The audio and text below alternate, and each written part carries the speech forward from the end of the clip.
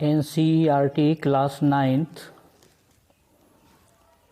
Exercise 14.3 का ये चौथा सवाल है, जिसमें दिया है कि एक पौधे की 40 पत्तियों की लंबाइयों 1 मिलीमीटर तक शुद्ध मापी गई और प्राप्त आंकड़ों को निम्नलिखित सारणी में निरूपित किया गया है। तो ये सारणी लंबाई मिलीमीटर में, पत्तियों की संख्या, सारणी 118 से 126, इसमें पत्तियों की संख्या 3 दी हुई है। 127 से फिर 135, इसमें पत्तियों की संख्या 5 दी हुई है। इस तरह से हमें 172 से 180 वर्ग में पत्तियों की संख्या 2 दी हुई है। तो इसमें पहला पॉइंट है जिसमें कहा है कि दिए हुए आंकड़ों को निरूपित करने वाला एक आयत चित्र बनाइए, खींचिए। तो एक आयत चित्र बनाना है और दूसरे बिंदु में कहा है क्या इन्हीं आंकड़ों को निरूपित करने वाला कोई अन्य उपयुक्त आलेख है। तीसरा पॉइंट है क्या यह सही निष्कर्ष है कि 153 मिलीमीटर लंबाई वाली पत्तियों की संख्या सबसे अधिक है, क्यों। तो सबसे पहले हम देखेंगे कि जो हमें ये सारणी दी हुई है, तो इस सारणी में ये वर्ग हमें जो दिए हैं 118 से 126 फिर 127 से 135, यानी ये सतत नहीं है। सतत कौन से वर्ग होते हैं जिसमें 118 से 126 होता, फिर ये उच्च सीमा दूसरे वर्ग की निम्न सीमा बन जाती। इसी प्रकार से फिर ये अगले वर्ग की उच्च सीमा दूसरे वर्ग की निम्न सीमा होती, तो ये संतत होती। तो इसलिए सबसे पहले हमें संतत रूप में इसको लिखना है। तो इसके लिए हमें पहले वर्ग की निम्न सीमा और उच्च सीमा को प्राप्त करना है। तो पहले वर्ग की उच्च सीमा के लिए हमें इसमें मध्य बिंदु निकालना है। इसके लिए हमने परिचय वाले वीडियो में बताया था कि पहले वर्ग की उच्च सीमा यानी इसमें 126 दिए और प्लस दूसरे वर्ग की निम्न सीमा यानी 127, इन दोनों को जोड़ेंगे और 2 का भाग देंगे। तो इनकी ये सीमा हमें उच्च सीमा पहले वर्ग की प्राप्त होगी। तो इनको जोड़ेंगे तो 7 और 6 13 यानी 3 आएंगे, 2 2 4 और 1 यहाँ 5 होंगे, 1 और 1 2 होंगे, इनमें 2 का भाग देंगे। तो 2 से भाग देंगे तो 2 एकम यहाँ 2 होगा, फिर ये 3 उतारेंगे, 3 में भाग देंगे, फिर 2 एकम यहाँ 2 करेंगे, फिर 1 बचेगा यहाँ, फिर यहाँ 2 हैं तो इस अंक को उतारेंगे, 2 से 6 7 13 यानी 3 है यहाँ, 13 करेंगे, 2 से 2 छक 12 होंगे, 1 बचेगा यहाँ, फिर दशमलव रखेंगे यहाँ बिंदी होगी और 2 पंचे 10 हो जाएंगे यहाँ। तो ये 116.5 होगा। 100 ये कहीं मिस्टेक हुई है, 102 से ये 7 6 13 की 3 हासिल 1 आई थी, 2 2 4 1 यहाँ ये 5 थे तो यहाँ 2 बार गया था, यानी कि 2 दूनी 4 2 126 होंगे। तो 126.5। तो हमें ये उच्च सीमा यहाँ पहले वर्ग की कितनी मिलेगी 126.5, जो कि यहाँ ये दर्शाई है इस तरह से। अब ये 126.5 ये उच्च पहले वर्ग की उच्च सीमा होगी और दूसरे वर्ग की ये निम्न सीमा हो जाएगी। तो दूसरे वर्ग में ये 126.5 को यहाँ हम लिख देंगे 126.5। अब हमें ये ज्ञात करना है और ये आगे वाली ज्ञात करना है।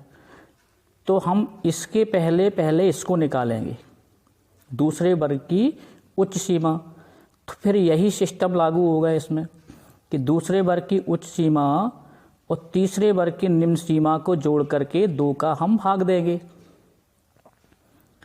तो इनको फिर जोड़ेंगे तो 135 यानी कि यहाँ जोड़ेंगे जी 135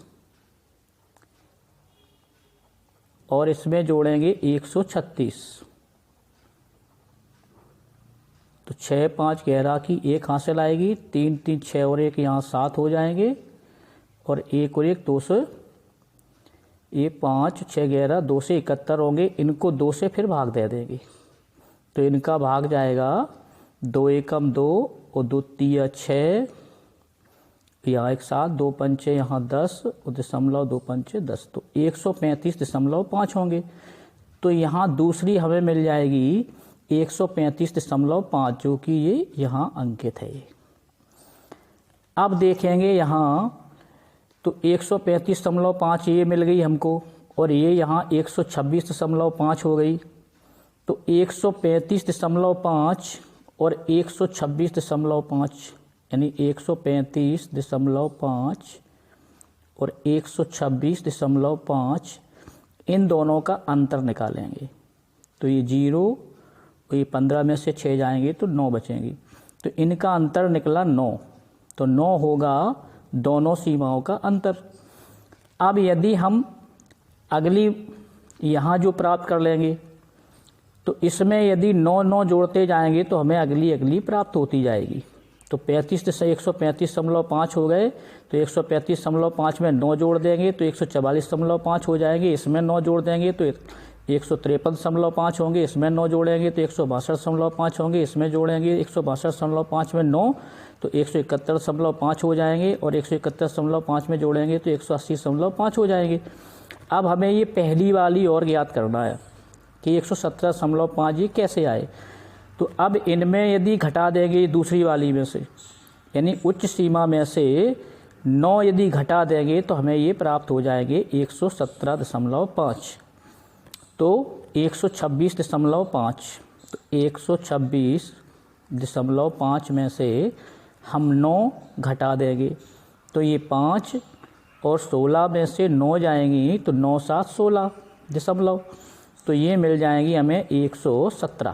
तो 117.5 हमें ये मिल जाएगी। इस तरह से हमने संतत बारंबारता सारणी को तैयार किया और इनकी जो पत्तियों की संख्या यानी इसको हम कहेंगे बारंबारता यानी एफ से दर्शाते ही हैं। ये वर्गों को हम एक्स से दर्शा सकते हैं। तो संतत बारंबारता है तो बारंबारता इनकी जिस तरह से है यथावत ही रहेगी।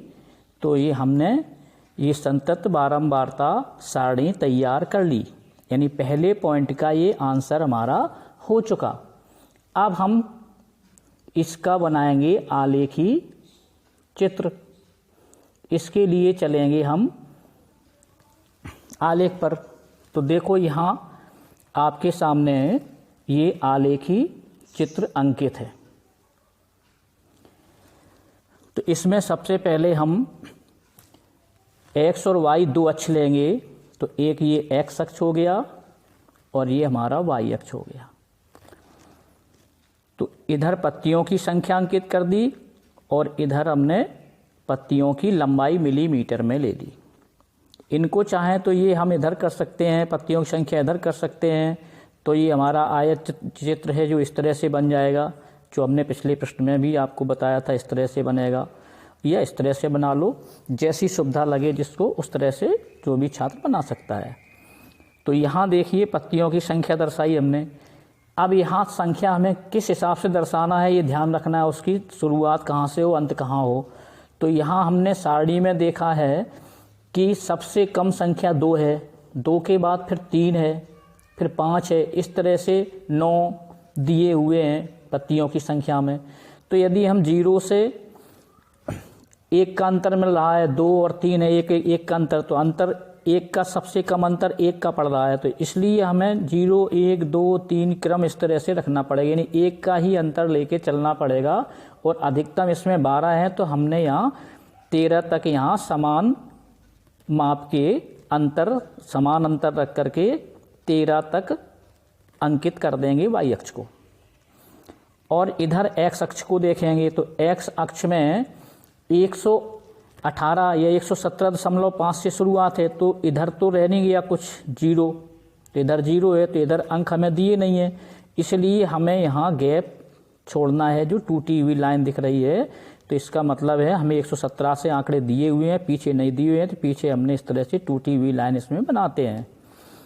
अब 117.5 से 126.5 जी बराबर अंतराल पे 9 का समान अंतर है, तो समान अंतर पे हम इनको इस तरह से चिन्हित कर देंगे। यहाँ ये पॉइंट, ये 126 है, 135.5 से 144.5 है, 153 से 162.5 है, फिर 171.5 है, फिर 180.5 है। अब इनको देखेंगे कि 117.5 से 126.5 वर्ग में पत्तियों की संख्या कितनी है, 3, तो यहाँ चलेंगे 3 की सीध देखेंगे तो ये मिल रही है, तो इसे हम यहाँ से लेकर के यहाँ तक ये खींच देंगे। तो इस तरह से ये हमारा ये आयत निरूपित हो जाएगा, ये आयत बन गया। ये यहाँ 3 इसमें अंकित हैं, 3। फिर देखेंगे आगे दूसरी 126.5 से 135.5 में कितनी है पत्तियों की संख्या, 5, तो यहाँ हम देखेंगे पत्तियों की संख्या में 5, तो 5 की सीध मिलाएंगे तो ये हमें मिलेंगे यहाँ 5, तो यहाँ 5 को यहाँ अंकित कर देंगे इस तरह से। फिर देखेंगे अगले, तो अगले में 135 से 144.5 के बीच में पत्तियों की संख्या 9 है, तो यहाँ 9 पे चलेंगे तो 9 की इसमें सीध में मिलाएंगे तो 9 की सीध में यहाँ चिन्हित कर देंगे, यहाँ से आयत चित्र को बना देंगे इस तरह से। फिर देखेंगे अगले कॉलम में 153.5 से 162.5 तक, तो 162 12 है इनकी संख्या, तो 12 संख्या ये यहाँ मिलेगी हमें, तो 12 पे ध्यान देंगे और इधर 12 की सीध में लाएंगे इनको, तो हमें ये मिलेगा यहाँ आंकड़ा। तो ये इस तरह से यहाँ से हम ये आयत चित्र बना देंगे इस तरह। फिर 153.5 से 162.5 पे चलेंगे, तो यहाँ हमें पत्तियों की संख्या मिलेगी 5, तो हम 5 को देखेंगे, ये 5 की सीध में आएंगे, तो 5 की सीध में ये है जो पहले भी एक बना चुके हैं, तो ये 5 की सीध में ये हम इस तरह से यहाँ खींच देंगे। अब 162.5 से 171.5 मिलेगा, जिसमें पत्तियों की संख्या दी हुई है 4, तो ये 4 की सीध देखेंगे, 4 की सीध से हम इस तरह से 4 की सीध में ये यहाँ ये अंकित कर देंगे, 4 की सीध में ये आयत बना देंगे। फिर अंत में देखेंगे कि 171.5 से 180.5 के बीच पत्तियों की संख्या कितनी है, 2, तो यहाँ 2 देखेंगे, ये 2 देखेंगे, 2 की सीध में आएंगे यहाँ, तो ये 2 से इस तरह से ये यहाँ आयत हम बना देंगे। तो ये हमारा ये आयत ये इस तरह से ये बन गया, ये 4 पत्तियों का बन गया, ये 5 का बन गया, ये 12 का, ये इस तरह से, ये 5 का, ये 3 का। तो ये आयत चित्र हम इस तरह से तैयार करेंगे। अब इसमें क्या पूछा गया है अगले पॉइंट में कि क्या इन्हीं आंकड़ों को निरूपित करने वाला कोई अन्य उपयुक्त आलेख है, तो हम अन्य, तो वो इसमें आंसर देंगे कि हाँ है। तो पहला तो चित्र हो गया। दूसरे पॉइंट में उन्होंने पूछा है कि क्या कोई इसी को दर्शाने वाला कोई अन्य आयत बना सकते हैं हम आलेख, तो उसका आंसर होगा हाँ हम बना सकते हैं, तो वहाँ हाँ आंसर देंगे। तो हम बना सकते हैं अन्य उपलब्ध आलेख बारंबारता बहुभुज है, तो लिखेंगे हाँ अन्य उपलब्ध आलेख बारंबारता बहुभुज वाला हम बना सकते हैं। हाँ अन्य उपलब्ध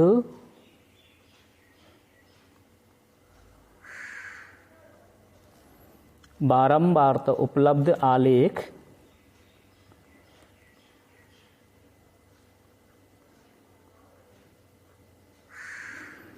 बारंबारता बहुभुज है।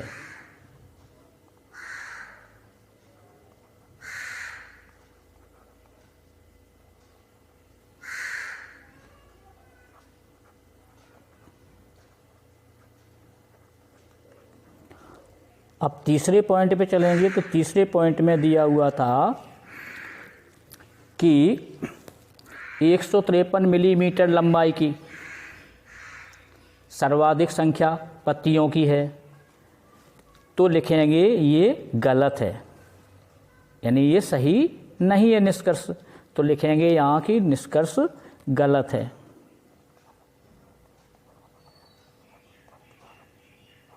निष्कर्ष गलत है, क्योंकि 153 देखिए यहाँ 153.5 ये है, तो 153.5 सर्वाधिक पत्तियों की संख्या कितनी है, 144 से लेकर के और 153.5 ये सर्वाधिक है। इसकी सबसे ऊंचाई 12 यानी 12 पत्तियों की संख्या है। तो 12 पत्तियां कितनी हैं, 144.5 से लेकर के 153.5 मिलीमीटर लंबाई की हैं ये पत्तियां। और उसमें कहा कि 153 मिलीमीटर लंबाई की, तो 153 मिलीमीटर की एक्यूरेट नहीं है बल्कि उससे अधिक है, और 144.5 से 153 वाली है, इसलिए उनका निष्कर्ष उसमें गलत है। तो निष्कर्ष ये है कि 144.5 से 153.5 के बीच यानी सर्वाधिक लंबाई वाली पत्ती हैं, सर्वाधिक संख्या है पत्तियों की। तो पत्तियों की सर्वाधिक संख्या, ये निष्कर्ष गलत है, क्योंकि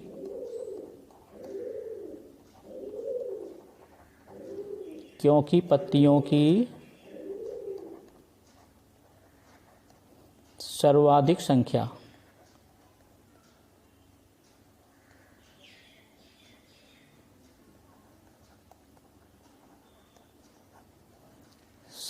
वर्ग 144.5 से 153.5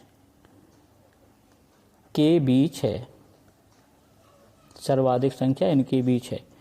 तो ये इस तरह से चौथे प्रश्न का आंसर हो गया। अब हम करेंगे प्रश्न 5, जिसमें नीचे की सारणी में 400 नियॉन लैंप, 400 नियॉन लैंपों के जीवन काल दिए गए हैं। जीवन काल घंटों में 300 से 400, 400 से 500, 500 से 600, इस तरह 900 से लेकर के 1000 तक ये जीवन काल दिया गया है लैंपों का। और लैंपों की संख्या दी गई है 14, 56, 60, 86, 74, 62 और 48। अब इसमें पूछा है पहला पॉइंट कि एक आयत चित्र की सहायता से दी हुई सूचनाओं को निरूपित कीजिए। यानी जो हमें ये आंकड़े दिए हुए हैं, इस सूचना को हमें आयत चित्र के रूप में व्यक्त करना है। दूसरा पॉइंट है कितने लैंपों के जीवन काल 700 घंटों से अधिक हैं, और फिर हमें ये बताना है कि कितने लैंप ऐसे हैं जिनका जीवन काल 700 से अधिक है। तो देखो यहाँ देखने से पता चल जाएगा 600 से 700, ये 700 से शुरुआत हुई अधिक, तो अधिक वाले तीनों यहाँ मिलेंगे आयकर 700 से लेकर के 1000 तक हमें ये सब अधिक हैं। 700 घंटों से इनका जीवन काल अधिक होगा। तो अधिक में इन लैंपों की संख्या हमें तीनों की यहाँ जोड़नी होगी, ये हमारा आंसर मिल जाएगा दूसरा पॉइंट का। और पहले पॉइंट पे चलेंगे तो इसमें ये अभीष्ट आयत चित्र आपके सामने ये बना के रखा है, तो इसको आसान है आपको समझना है। तो यहाँ पहले हम एक साइड में लिख लेंगे यहाँ जीवन काल घंटों में नीचे, और दूसरी साइड में लिख देंगे वाई अक्ष की ओर लैंपों की संख्या।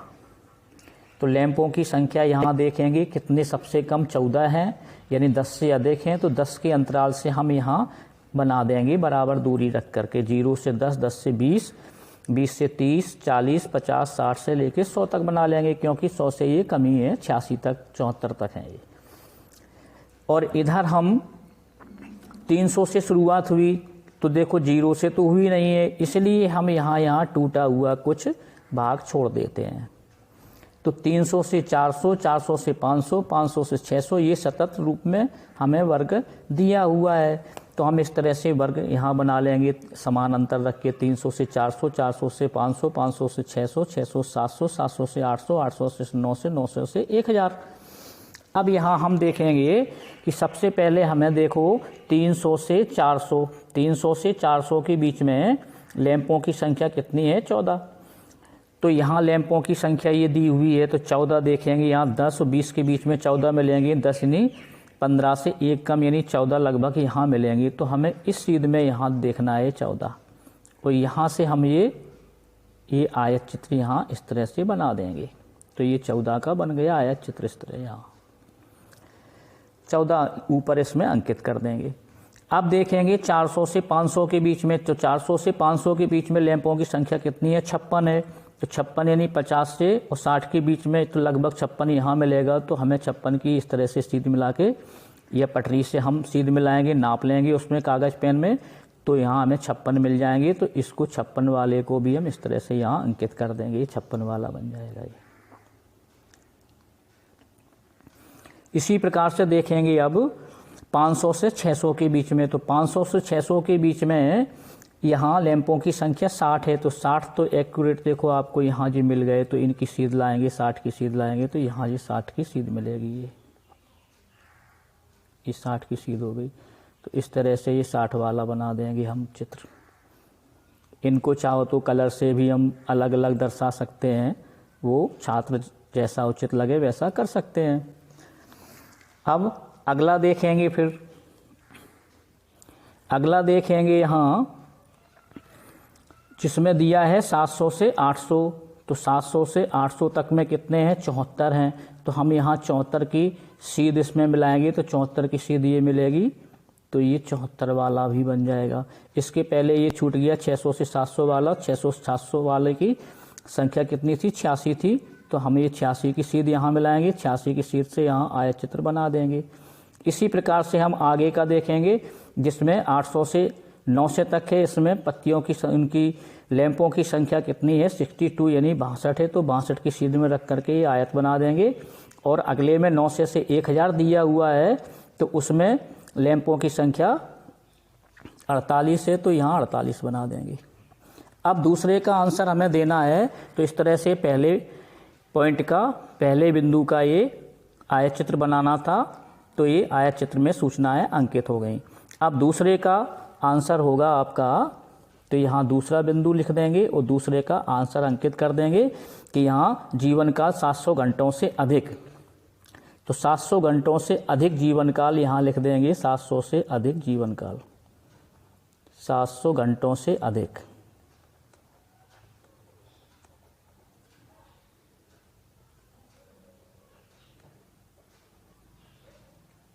अधिक जीवन काल वाले लैंपों की संख्या। तो 700 कितने होगी? यहाँ ये 700 से अधिक वाले ये तीनों मिलेंगे, जिसमें तीनों को जोड़ देंगे। तो जिसमें 74 और प्लस 62 और प्लस 48, इन तीनों का हम योग कर देंगे। तो हमारे 700 से अधिक जीवन काल का योग घंटे हमें प्राप्त हो जाएंगी। तो लैंपों की संख्या में कितने लैंप हैं? तो इनका टोटल जोड़ हो जाएगा 8, 2, 10, 4, 14 की यहाँ 4 होंगी, हासिल 1 आएगी, फिर 4, 1, 5, 5, 6, 11 और 11 और 7 कितने होंगे? 18। तो 184 लैंप होंगे ये आंसर, 184 लैंप। तो ये लैंपों की संख्या पूछी थी। तो इस तरह से ये हमारे 5वें प्रश्न का उत्तर हो गया। अब अगला प्रश्न हम करेंगे, प्रश्न 6। इसमें दिया हुआ है कि 2 सेक्शनों के विद्यार्थियों का जो बंटन सारणी नीचे दी गई है, ये सारणी दी गई है, सेक्शन ए और एक सेक्शन बी। तो सेक्शन ए में अंक और इधर बारंबारता, सेक्शन बी में अंक और बारंबारता। तो सेक्शन ए में 0 से 10 अंक प्राप्त करने वाले 3 ये बारंबारता विद्यार्थियों की संख्या है, और इसमें 10 से 20 अंक प्राप्त करने वाले विद्यार्थियों की संख्या सेक्शन ए में 9 है, 20 से 30 वाले 17 हैं, 30 से 40 वाले स्टूडेंट 12 हैं, 40 से 50 वाले 9 हैं। इसी प्रकार से सेक्शन बी में 0 से 10 में 5 स्टूडेंट हैं, 10 से 20 में 19 हैं और 20 से 30 में 15 हैं, 30 से 40 में 10 हैं और 40 से 50 में 1 स्टूडेंट है। तो इसकी सहायता से हमें इन्होंने बोला है कि एक ही आलेख पर दोनों सेक्शनों के विद्यार्थियों के प्राप्तांक निरूपित कीजिए।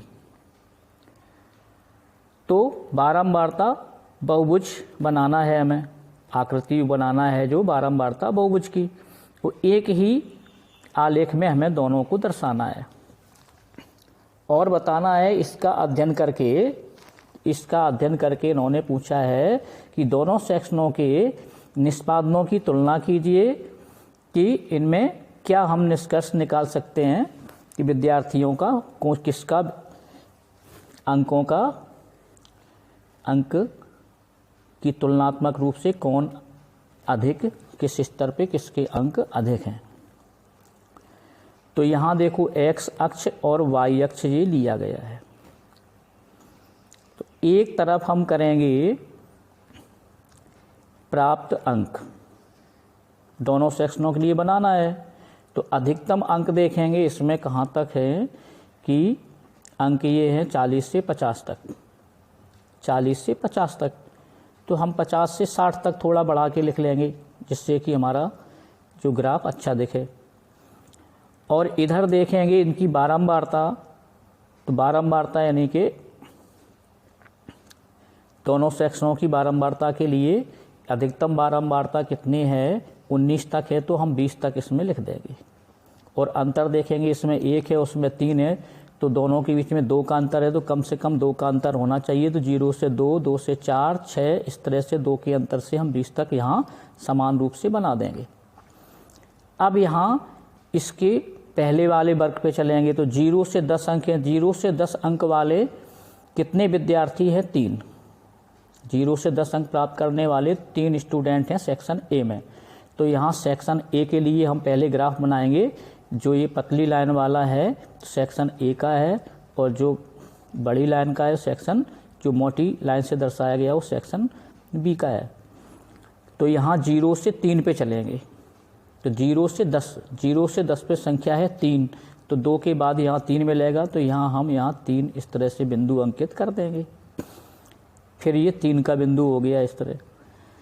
फिर देखेंगे 10 से 20 पे, तो ये 10 से 20, तो 10 से 20 पर 9 है, छात्रों की संख्या 9 है, तो 8 के बाद यहाँ 9 होगा, तो 9 की सीध में आकर के यहाँ 9 बिंदु यहाँ रख देंगे। फिर 20 से 30 में देखेंगे तो 20 से 30 में इनकी संख्या 17 है, तो 17 यानी 16 के ऊपर जाएगा 17, तो यहाँ रखेंगे 17, तो ये मिलेगा हमें 17। फिर देखेंगे 30 से 40, तो 20 से 30 हो गए 17, 30 से 40 कितने हुए? 12 हैं, तो 12 देखेंगे, तो 12 आपकी सीध में चलेंगे, तो ये 12 हुए, तो 12 में यहाँ हम आएंगे ये 12 पर, तो ये 12 हो गए। अब चलेंगे 40 से 50 में, तो 40 से 50 में 9 स्टूडेंट हैं, तो यहाँ हम 9 पे चलेंगे, 8 के बाद एक 9 होगा, तो 9 के सीध में आएंगे यहाँ पे, तो ये हमें 9 मिलेंगे फिर से यहाँ। अब इन सबको हम मिलाएंगे, तो इसको हमने इससे मिलाया, फिर इसको हमने इससे मिलाया, इसको इससे मिलाया, इस तरह से सब एक दूसरे से मिला देंगे और इसको यहाँ नहीं रखेंगे बल्कि यहाँ अक्ष तक लाएंगे। इसी प्रकार से पटरी से इसे भी हम अक्ष तक लाएंगे, भले ये 0 के ऋणात्मक रूप में पहुँच जाए, क्योंकि इसकी सीध मिलाएंगे तो इस तरह से ये हमें यहाँ मिलेगा 0 के दूसरी साइड।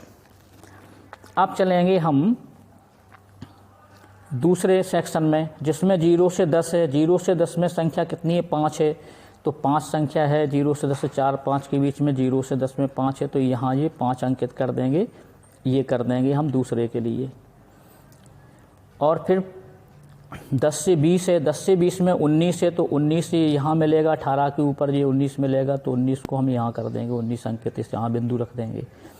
और 20 से 30 में 15 है, तो यहाँ हम 15 लिख देंगे, 15 की सीध में आकर के ये 15 यहाँ इस बिंदु पे 15 बना देंगे। और 30 से 40 में 10 हैं, तो हम यहाँ 10 लिख देंगे 10 की सीध से, ये 10 की सीध में मिला के 10 लिख देंगे। और फिर 40 से 50 में हमें 1 लिया हुआ है, तो 1 यानी कि ये यहाँ इस चीज़ में 2 के नीचे 1, तो 1 ये आकर के यहाँ अंकित कर देंगे 1। अब इनको भी इसी तरह से मिलाएंगे कि 1 को 10 से मिलाएंगे, 10 को फिर यहाँ मिलाएंगे 15 से, यहाँ ये 19 से मिलाएंगे यहाँ, फिर 19 को 5 से मिलाएंगे और फिर इसकी सीध में हम इस तरह से लाएंगे और इसको भी हम बढ़ा देंगे, थोड़ा इसमें मिला देंगे एक दूसरे वाले ग्राफ में, क्योंकि इससे तुलना कर रहे हैं तो इसको हमें यहीं जोड़ना है और इसको भी हमें इसी से ही जोड़ना है। अब इनको आकलन करेंगे, इनका देखेंगे, इनका निष्कर्ष निकालेंगे। तो देखिए यहाँ कि सेक्शन ए वाली ये लाइन है पतली वाली, सेक्शन ए वाली ये सेक्शन ए के छात्रों की संख्या ये है, 0 से 10 अंक प्राप्त करने वाले, 10 से 20 अंक प्राप्त करने वाले, और सेक्शन बी की ये लाइन है। तो अब सेक्शन बी और ए में यदि तुलना की जाए तो इसमें स्पष्ट दिखाई दे रहा है कि शुरुआत में सेक्शन ए के सेक्शन बी के जो स्टूडेंट हैं वो 19 यानी कि लगभग 20 तक की रेंज में वो अच्छे अंक प्राप्त कर रहे हैं सेक्शन ए की तुलना में। सेक्शन ए बी के छात्र सेक्शन ए के छात्रों की तुलना में यानी कि 20 अंक तक वो सही प्रदर्शन कर रहे हैं, यानी 19 छात्र ऐसे 19 से 20 छात्र ऐसे हैं जो बढ़िया प्रदर्शन कर रहे हैं। इसके बाद में फिर सेक्शन ए के छात्रों का प्रदर्शन स्तर ऊंचा हो गया और सेक्शन बी के छात्रों का लेवल थोड़ा गिरने लगा, कम हो गया 19 के बाद से। तो यही हम इसमें निष्कर्ष के रूप में लिखेंगे। तो यहाँ दूसरे पॉइंट का जो निष्कर्ष है पहले का, ये आंसर हो जाएगा कि 20 अंक प्राप्त करने तक सेक्शन बी के छात्रों की संख्या सेक्शन ए के छात्रों से अधिक है। तो यहाँ लिख देंगे 20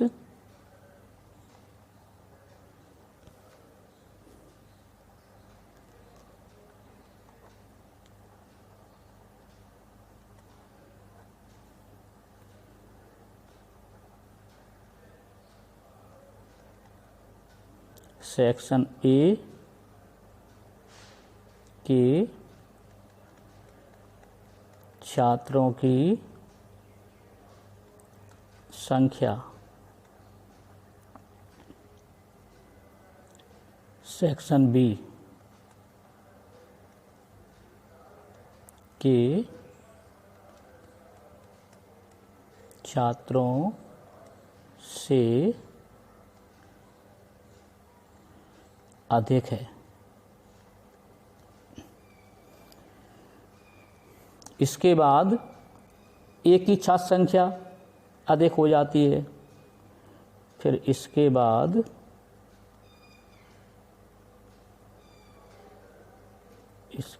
सेक्शन ए की छात्र संख्या अधिक हो जाती है,